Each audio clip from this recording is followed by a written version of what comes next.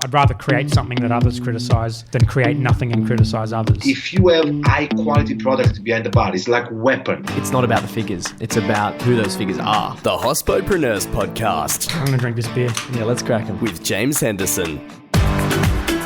Hello and welcome to episode 89 of the Hospodpreneurs Podcast. Barista, roaster, green coffee buyer and researcher, Matt Perger is a true purveyor of coffee. He's won multiple competitions including the World Brewers Cup in 2012, World Coffee and Good Spirits competition in 2014, and placed twice in the World Barista Championship, third in 2011 and second in 2013. Matt is often recognised in the coffee industry for his publication Barista Hustle, which is where I originally read his name, referred to by a staff member at Archer Specialty Coffee in Brisbane. He's a partner at Sensory Lab Coffee Roasters and also works with St. Ali in Melbourne, Australia. In Matt's words, he loves details, science, and taste. Enjoy. Hello and welcome to the show, Matt. Thank you. It's good to be here. Mate, it's an absolute pleasure to have you on the show. I'm really excited to get into the interview. As you know, the first question I like to ask is a crazy hospitality story. So I'm going to ask this one off the cuff. Please tell me a story that is crazy, weird, wonderful, exciting, dangerous, something for you. Well, there hasn't been too much crazy stuff. Back in my first specialty coffee job as a barista up in Sydney, it was a bit of a shock because it was from, you go from high school, which is pretty chill retrospectively, to working 10 or 11 hour days in the hospitality industry. That is a shock, I think, to anyone. And I was late to work at the shop. And what I didn't know was that the punishment for turning up late to a barista shift at this particular cafe was you had to eat a slice of sourdough, so a pretty significant slice of sourdough with Vegemite on it, but the Vegemite needed to be a centimetre thick across the entire slice. Yes. Look, I love Vegemite. My ratio of butter to Vegemite is probably higher than the norm, but that was intense. And I had the rosiest cheeks in Mossman that had ever been seen for the entire day. And I was never late again. So that's certainly must have been a traumatizing experience for you. I mean, yeah, that might be like workplace harassment these days, but 10 or 11 years ago. Eat it. Yeah. No, in that though, in your answer, you mentioned that your ratio of Vegemite to bread is higher than normal. Yeah. Even that, in your explanation of the answer, describes your mentality around your mathematical approach to how you've developed your career and obviously how you run things in business and life. And I'm interested to explore that a little bit further, and that's going to come out over the next few questions. But before we get into that, I'd really like to know why it is you do what you do. To be honest, I'm just trying to have fun and hopefully do a bit of good, along the way if I can. I got interested in coffee and then went down the rabbit hole of better coffee and digging into it, and that was fun. To open that more though, what is it that really inspires you? So, as you mentioned, I have a pretty analytical engineering sort of style mind. I'm still an empathetic human. I'm not a robot, but I really enjoy picking things apart, solving problems, thinking about things in depth and coming up with solutions for things. And on the other hand, I really like tasty things. So, always enjoyed taste. Both my parents and my sister are foodies. It's the kind of family I grew up in. They're not chefs or anything, but we love tasty food. And if coffee and the furthering of coffee in terms of improving it or some part of that supply chain is a wonderful combination of tasty stuff and engineering and science. It's like this wonderful intersection where those two things can play together really nicely, and I love it. You said that your family is also very passionate about food and obviously flavor and that experience. Is that something that's been taught through your own development in life, or do you think it's more inherent within you? Is it nature or nurture? Yeah, I don't know. I'm not really sure. I'm happy that it exists. Great. No matter what the answer to that is. It makes life better. Just wondered if there was something that really drove you earlier on in your journey to really want to explore these ideas and bring that food focus to your analytical way of thinking. It may have been I stumbled into the hospitality industry, and as you know, there's a lot of people who like a lot of tasty things in the hospitality industry, and it sort of enables itself once you're in there. Yes. Or that you've been subconsciously drawn to that because of your own interests. How have you then brought those two worlds together? Well, in coffee, as we were talking about before this interview, coffee's really young and there's a lot of low-hanging fruit still left. Like in wine, if you want to make a big change in the wine industry, you've got to have a university's food research division behind you to come up with that little improvement to make something happen. Because wine and tea and spirits have been made to be delicious for a very long time. And that means that we're coming up against the point of diminishing returns. Whereas with the coffee, I and a lot of other coffee professionals believe we're nowhere near the point of diminishing returns yet. Which means if you just apply a little bit of critical thinking or science to the practice of making coffee, roasting coffee, or growing coffee, you can actually have quite a big influence on the way that it tastes. To provide a devil's advocate approach to that, there is so much coffee out there. There are so many varieties of bean, there are so many machines, different processes or brewing techniques. On one hand, you're saying that we just need this like tiny tweak to make things better. But on the other hand, there are other people who are really dedicating so much time, effort, energy to these things and not finding new ways to be able to do things. I would say, in the most positive way I can, that it's very easy to confuse how much activity there is with how much progress there is. And whether that hubbub and all of that energy and passion is actually being directed towards improvement, or if it's mostly hype and copycats and monkey see, monkey do kind of vibe, which is very prevalent. Because we have so few answers in coffee, there's a lot of just throwing things up in the air and seeing how they land, or trying something new purely to be a contrarian. And I think because the specialty coffee industry is such a rebellion against the second wave, which is your Starbucks and your corporate dark roast 80s and 90s sort of coffee, a lot of the time we're really just doing things because it's not what they did. And that doesn't mean it's better. A lot of the time we find that we circle back around to exactly what they were doing. Yes. So it's really easy to conflate actual progress towards more consistent, more delicious, anything, and gosh, there's a lot of noise and a lot of things happening. It must be matured. So I think we just need to separate those two things out a little bit in the industry. People to see whether they're on the hamster wheel or off it. Yeah, I mean, it's really easy to get caught up in all new brewing devices and cold drip this and light roast that. How can people who are having difficulty seeing that difference, how can they make that more clear to themselves? Oh yeah, it's a tricky one. I don't think I have a really easy answer for that because it's still so subjective. For example, in beer, if someone started brewing beer this new fancy way, but it created one of the already very well-researched taints in beer, which you have tests for in the beer industry. So then you make this new beer and you go, guys, I've got this new beer, it's delicious. Someone comes along and goes, no, it's got whatever it is, hexanol 3. That's not actually a thing, but whatever it is, sorry, you're wrong. You are objectively wrong, sir, because your beer has a taint that nobody likes in it. And then you'd be like, oh, gee whiz, thanks. I guess I screwed up. In coffee, we have none of that. We have the color of the roast, which in itself is a terrible indicator of quality. We have the temperature of the brew in the cup as something that's objective. Apart from that, we have nothing. We have no measurements for what is quality or not. So to answer your question, it's real hard. And that's why there's still a long way to go. It's interesting from a technical perspective as well. To press on that a little bit more, do you then believe that we should have rules, systems, processes in place and very clear guidelines around what makes quality coffee and how do we define what quality coffee is? So I'll answer that with yes, and then people will say, oh, you're trying to control coffee and you're trying to make everything taste the same. No, what I want is a map. And then once you have the map, you can go anywhere you want and you can navigate towards regions that interest you. And when you go there, you can find your way there firstly, but you can stay there and know that you're creating a certain product in a certain way that certain people will enjoy. So what I don't want is to stifle improvements because we create rules that will then limit creativity or innovation or progress. What I want are just some basic objective measurements. Maybe we need to use gas chromatography to get this done, which is like a $60,000 piece of kit that you need a PhD to run. Maybe it's that.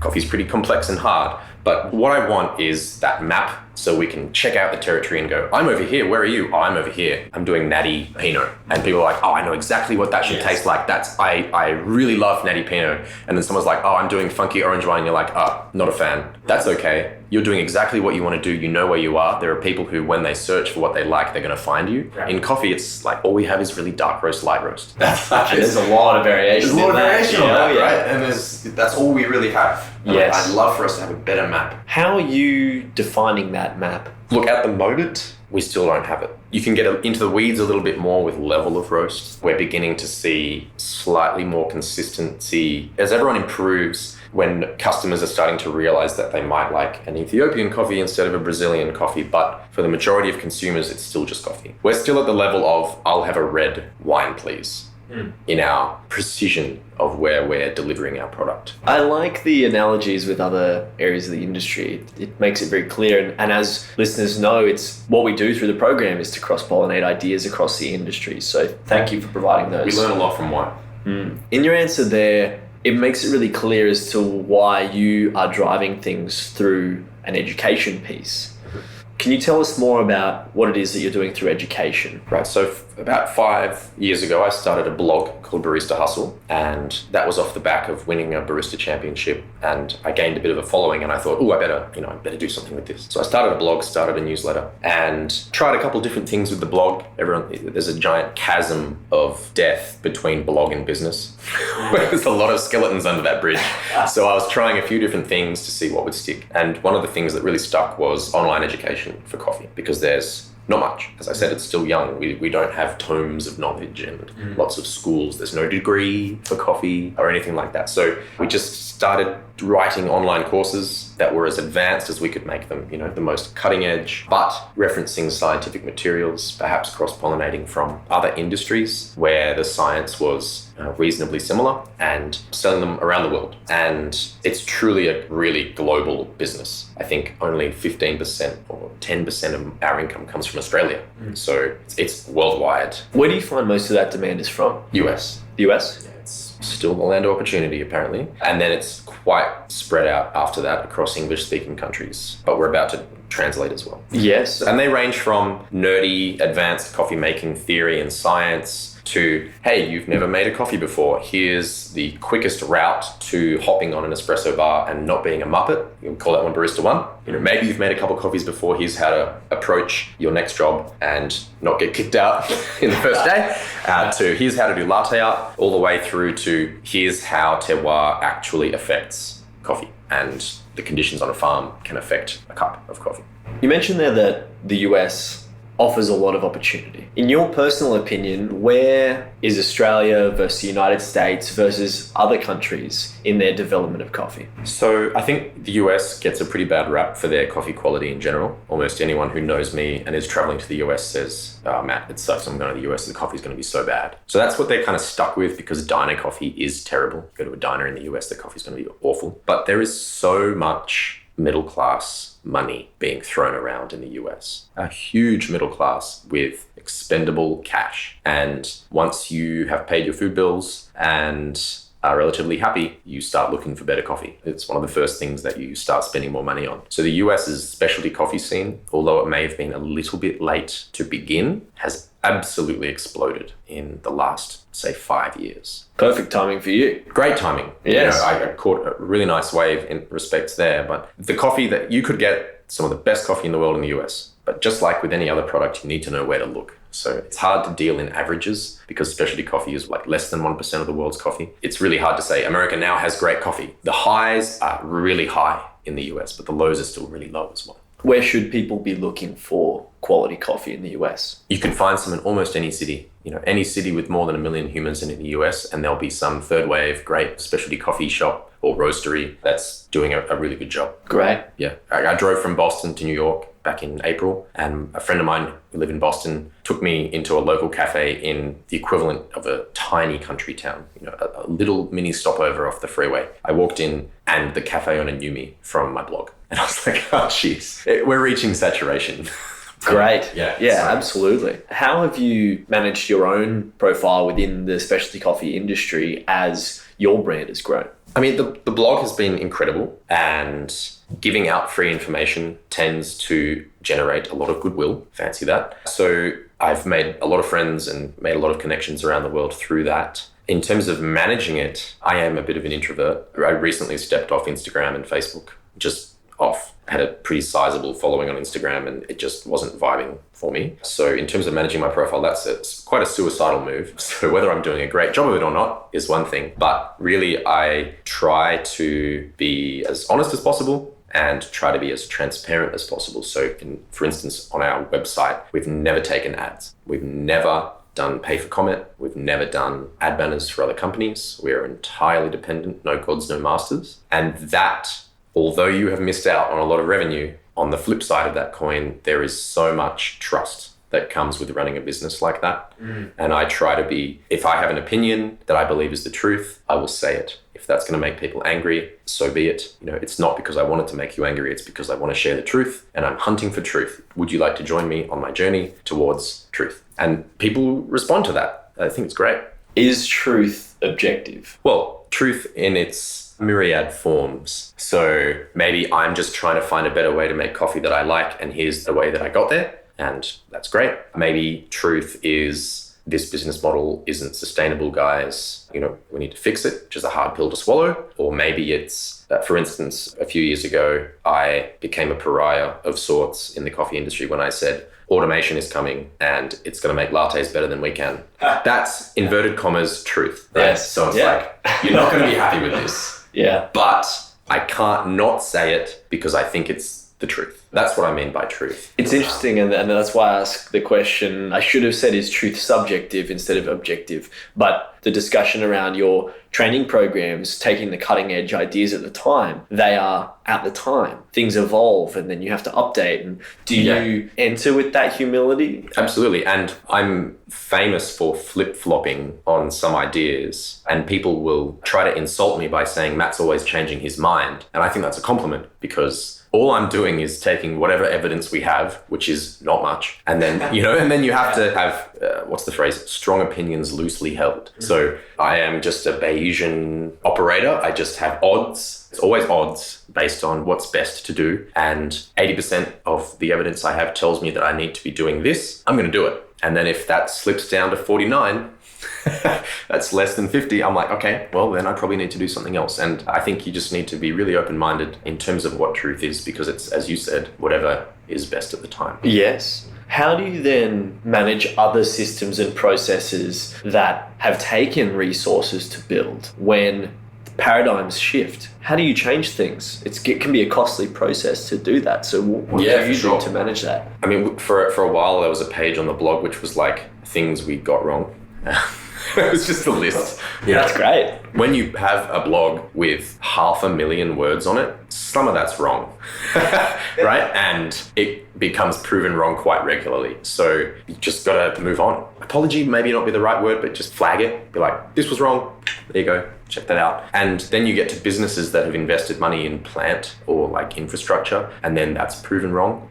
Sorry, you bought the wrong stuff that might not be perfect for the job. You had to buy it at some point, and you know, you bought it at that particular time. So coffee technology is changing quite rapidly. Everyone's just on that constant improvement, constant upgrade. So the constant grind. Yeah, truly. And in terms of maybe if you go to a larger scale, in terms of like automation, as I was saying, that change is going to be enormous, and it's going to be expensive, and things are going to change. Jobs are going to disappear. Jobs are going to appear. And that kind of change is something that's really going to make a lot of people upset. Obviously, that's already started happening, but the cost of that technology is still too high for everyone to have it. So, well, is it? Please tell me more. Well, I mean, so I have a vested interest in a company in Switzerland called Eversys. And after I did a lecture on the fate of the coffee industry in terms of automation, this company approached me and said, you sound like our kind of guy. So I've started quite a great relationship with this company, and they make what are called super automatic coffee machines. So it's the coffee machine you would find in an airport lounge or 7-Eleven, that kind of machine. They notoriously suck. They almost always will make a terrible cup of coffee, and that doesn't have to be the case. So I've been working with them to improve their machines, and hand on heart, they are better than humans now, and it's cheaper to run and operate one of these machines. So why haven't we seen them being instantly installed in every cafe around Melbourne, for example? It's because of theatre and customer expectation to the drama and the whole specialty coffee scene. Cafe owners are worried that if they were seen to be just pressing a button on a screen, that customers wouldn't value their product anymore. What about DJs, for example? They might just be pressing buttons on a screen and, you know, I'm flipping it over to music, for example. People get upset about that, but they can still provide the theatre. Do you think that that could then creep into the barista? I'm fairly convinced that there is an enormous business opportunity for the person who figures out exactly what doesn't need to be done by a barista that will still make customers happy. So whatever that balance is, whether a customer sees someone standing behind a bar with some coffee related paraphernalia and there's a love heart on the coffee, is that it? It's actually just a shell on a bench, like a piece of furniture, and there's an automatic machine under the bench that just pumps some liquid up. Because if you go to cafes, and I spend a lot of time in cafes looking at what customers are looking at, they're not actually watching the baristas. They're just comforted by the fact that there are baristas, because the narrative has always been barista made coffee's better. That is now wrong if you have the right machines, and there'll be more of them and they'll become more popular. Could we draw that same analogy with clothing, like Italian leather or, handmade or handcrafted? I think the best analogy back to wine is a sommelier. Good pay, highly regarded, professionals, very knowledgeable. The only physical motion is popping a cork and pouring it into a glass. So they are still valued for what they add in terms of service and experience. But the unit cost of what they supply is $40 to $500. So it's very different to what a barista is offering. To offer that in a cafe, say hypothetically there's a world where there's a cafe and you've got 100 different beans available that you somehow fit behind the counter. You can have them in a freezer. Right. Just sitting there. Yep. Some of this technology is available now. Some of it really needs to be developed a bit more before this is available. But what sort of future do you see for that coffee retail experience? So I see two paths, and I'm yet to hear anything that really derails this concept. One path is more automation, much more automation, which means cheaper lattes for people. So your 7-Eleven $1 latte, that's like, they are not paying farmers enough when they're doing that. That isn't a amoral product, and they're obviously not paying milk farmers enough for that latte as well. So $1 latte can be done, should not be done, but with enough automation, you can probably do a $2 latte without hurting the world. That's a lot cheaper than a $4.50 latte. And a lot of consumers will go that direction. But there will be the rest of the consumers who go, I don't want a $2 latte. I want a good experience. I want a greater choice. I want a higher quality. Insert any other advantage of a nice specialty cafe here. So a lot of the dollars that were being spent on lattes will disappear and will be replaced. And it'll be your train station cafe pumping out lattes 1,000 by the hour. What's left will have to be more expensive. So you will be spending more because you'll be paying for a human who has done training. Mm-hmm. But because there are fewer baristas, the baristas that are left will be better. They will be more highly trained. They will be professional, like true professionals. And when you go to that venue and you pay that extra amount of money, I'm hoping that you will be rewarded greatly by your choice. In that world, there's going to be a huge difference between people entering the industry and wanting to be baristas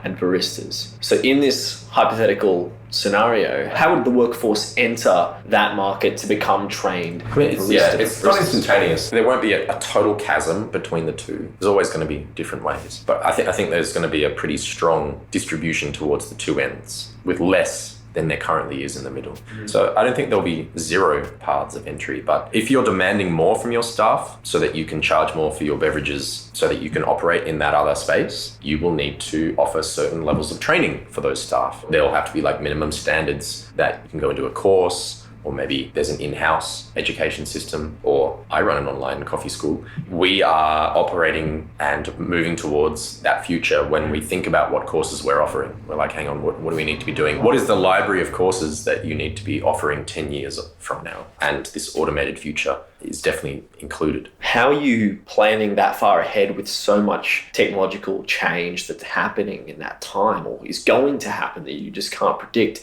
and then balancing the resources to develop that over time? There's some things that won't change. So, coffee will continue to be grown in high altitude equatorial countries. So in terms of knowledge of coffee and where it comes from and how it's processed, we can definitely keep up with that. That's not a problem. In terms of the other end of the chain, the consumption end where we live, I'm literally designing what is on that cutting edge as my day job. So if I'm not abreast of those changes, I'm not doing my job correctly, because the other half of my business is designing tools and equipment for coffee making. So if I'm not abreast of that, then I'm not doing my job properly, and I need to be trying harder. So I'm trying to create the future in one half of the business, and with my relationship with that Swiss company, I'm trying to create that future and be at the cutting edge. And in the other half of my business, I'm trying to make sure that we're helping everyone move in that direction so that they're not left behind, or they can adapt and change. And So right now, what is it that you're learning about, or exploring? so it's a very particular product. So you've got your coffee grinder, you have tamping after that, you've got the coffee in the basket, you tamp it, and you put it in the machine. Between the grinder and the tamping is really the only spot left for human error, because the grinder is fully automated. You have the right amount of coffee coming out of it due to time. The machine is fully automated. You've got buttons dispensing the right amount of coffee, or you've got scales on that espresso machine now coming out that control exactly the right amount. So the only thing left is for the human to screw up how the grinds are in the basket. And we call that distribution, the distribution of coffee grinds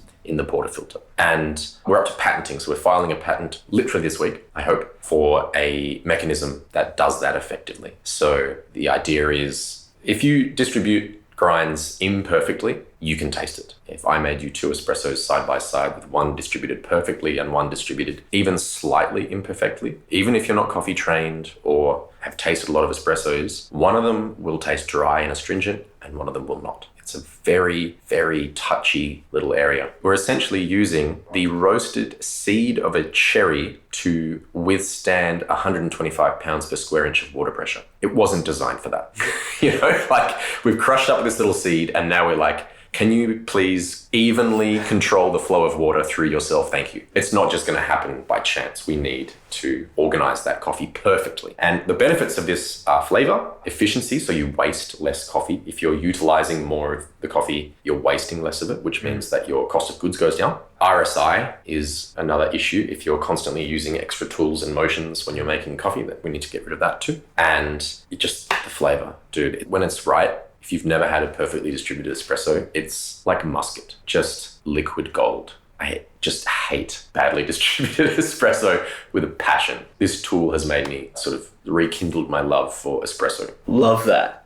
Matt, how do you rein in your creative mind? I think it just has to be, otherwise I'll get nothing done. So things need to be done. It's nice having a business where I can sort of have ideas and then send them to their various areas. But in terms of reining it in, I just kind of let it do its thing and have fun. So how do you filter to what it is that you believe requires time and attention and what you just go, that's a wacky That's thing? a wacky thing that's impossible. I mean, time is probably the biggest, as it is with everyone, the limitation of what you can and cannot do, right? So I'm getting better at realizing that there's too many things, too many irons in the fire, or a project sounds easy, but really 10% of it is going to take 90% of the time, and you haven't really thought about that yet. I have a lot of friends in the coffee industry who I can also throw ideas to, because you have an idea, you want to see it come to fruition. My ego isn't so big that I want me to be the person that brings all those ideas to fruition. There are just some ideas that I'm like, that'd be dope, that'd be really nice to see. Hand it off to someone who I know has the capacity or the business or the ability to run with it. And then I'm kind of happy because they're happy.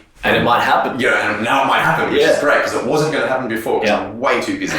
So yeah, that's fun. Fantastic. A question I've asked maybe the last 10 or so guests is, who tells you when you're wrong? Yeah, you need friends that tell you when you're wrong. Otherwise, you'll just exist in a bubble and you'll be bitterly disappointed when everything comes crumbling down because you were wrong.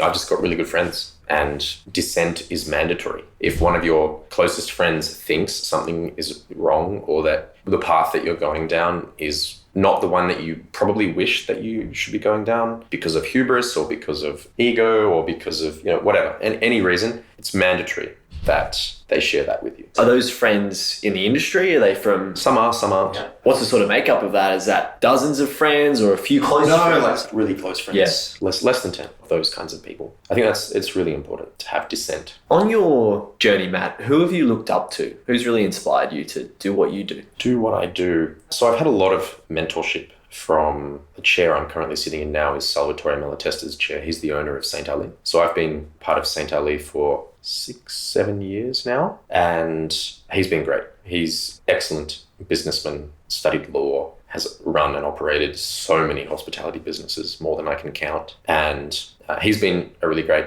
rock for me because he's great at telling me when I'm wrong, that's for sure. And he's a partner in my business, Barista Hustle. St. Ali's a partner in my business. And just having him around as a father figure, a mentor, has been really good because his perspective is always very different to mine, which is very valued. In terms of the coffee industry and the hospitality industry, I haven't really had anyone that's like my super idol. I think I'd prefer to think of what would the best future Matt, what would he want or what would he be doing? And then I just try and aim towards that direction instead of trying to be someone else. What guides that best future Matt? What do you take in that really builds your model of the best future you? It's always changing. You know, we're all just monkeys and we're always on various pendulums swinging between different attitudes and different ideas and what makes you happy. And then it turns out that doesn't actually make you happy because we're just perpetually dissatisfied, bundles of nerves. But it's constantly changing. You just have to be honest with yourself. What's the guiding light though for you in your mind that really pushes you towards that future you? What is it that you're taking in that molds your perspective of who you want to be? Happiness, dude. Just happiness. Just like more love and kindness and happiness and good vibes. I'm not trying to be too tricky with it. Just want good times.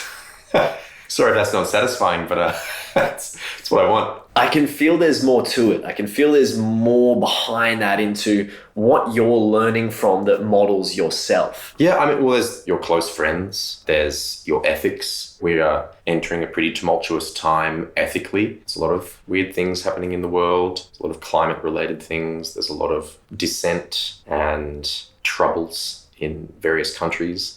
And that guides things, I think, from our beautiful position here in Australia, which I wouldn't trade for anything. The privilege of living here means you can look around the world and be like, oof, that's not great. Whatever I'm doing needs to include that as a detractor.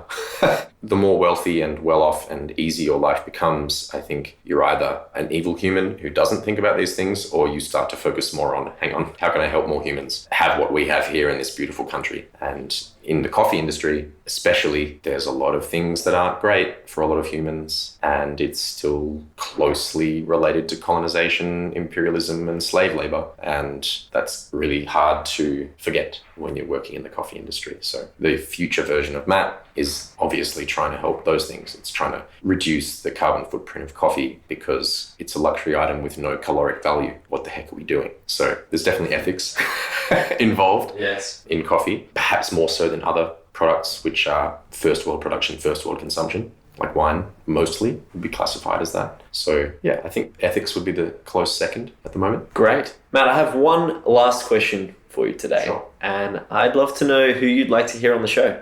Ooh, that's a really good question. I would love for you to talk to this guy in the US. He's got a company in New York. His name's Jason Cohen. And for the last many years, less than a decade, he started a company called Gastrograph.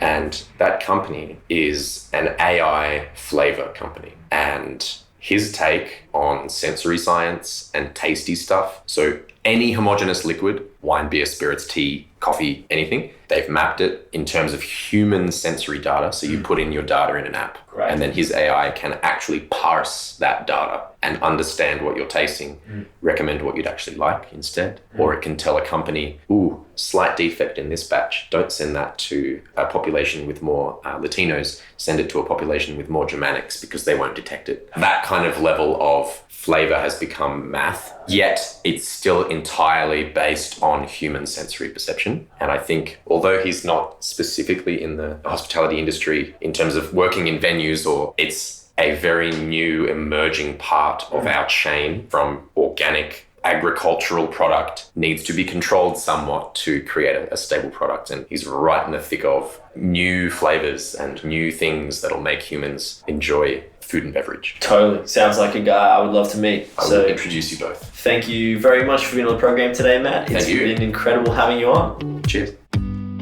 This program is hosted by James Henderson, with technical production by Jake Olver. Voiceovers were by Angus Brennan and Shim Phelan. Thanks to our distribution team, led by Stephanie Holland, and a special thanks to you for tuning in every week. This program was produced by H Media. We'll see you soon.